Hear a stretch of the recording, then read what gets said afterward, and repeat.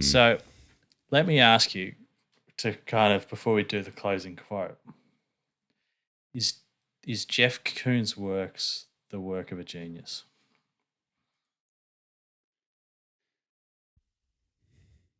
Provocative question. Ooh. Look, I'm just going to flat out say no. I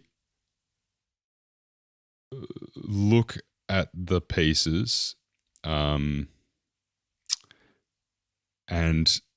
there are okay. Let me frame it up this way, and maybe this is just a matter of taste again, right? Because I'm not huge into his art, but I recognize it as being, good art. It's just not necessarily for me. Even though it's quite interesting of the having similar role models or people of influence. So there has been certain like art from previous eras that resonates so much when you look at them, when you see them, when you see what has happened and what's been done within the, even though you haven't even lived at the context of that time, but you can get a sense of what the context of the time was and still feel the emotion through that particular piece. Whereas I, have lived through the context of the time of Jeff's pieces. And yes, some of them do resonate, but I just haven't got the same resonating feel to, I'd say he's an excellent artist. I wouldn't call him like, a genius for the ages. But who knows? What do I know?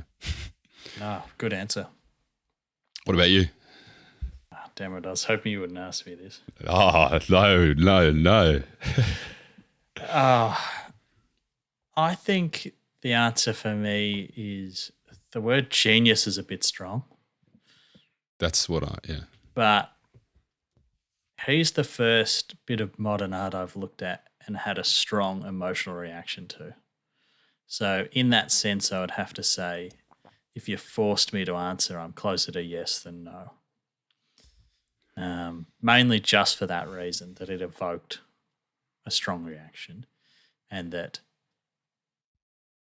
it's uncomfortable even kind of saying that I think that he might be, because it's so divisive, the stuff he does, and I feel that I don't necessarily like him, or I find him uncomfortable, and it seems to me like he's almost certainly sold out at this point. But those first two exhibitions, I got to hand it to him. I think it's a yes from me. I'm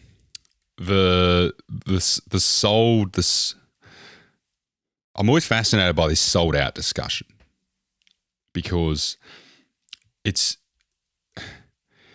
you hear people like abusing an artist because they become a sellout, and it's like, well, if you had the platform and you had the ability to sell your work, wouldn't you sell it? All artists want to be rich. It's like, come on. Like, it's true.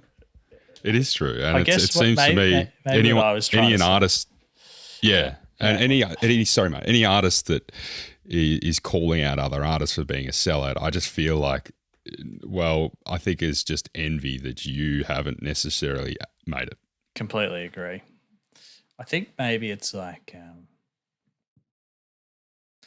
it felt to me there was a lot of feeling in those early ones.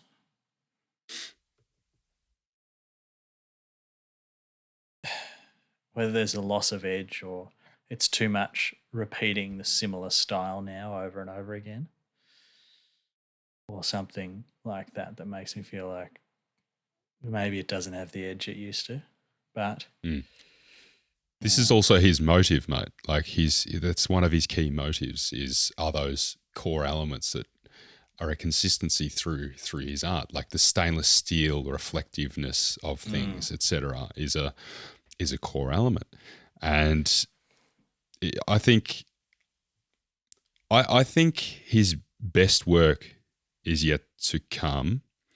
If he kind of doubles down on that which he's trying, or he has the potential to, I think, to have his best work yet to come. I'd like to see him take a strong right-hand turn to something we're totally not expecting, and to find that uncomfortable feeling again. That's where it felt the most challenging. That's where it feels a bit exactly safe. Right. This stuff.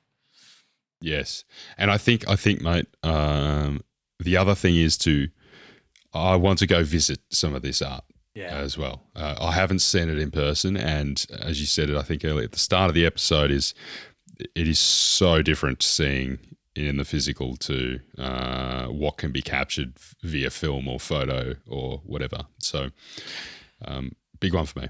Well, that could add that to our America trip, I think. Sounds good. You want to give us the closing quote? Oh, what better way than this quote coming from a master salesman himself? If you don't manipulate or seduce, you'll become disempowered and not be able to help people in life. Dum,